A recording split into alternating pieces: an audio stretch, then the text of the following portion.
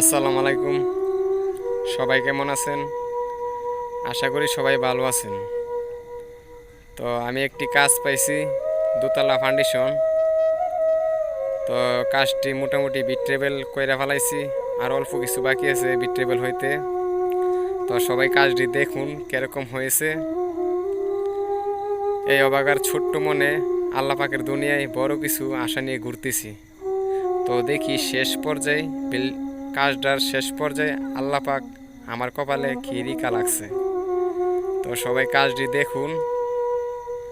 যদি কাজটি ভালো হয় বা কাজের ফিনিশিং মোটামুটি ভালো কোয়ালিটি হয় তো কমেন্টে বইলা যাবেন।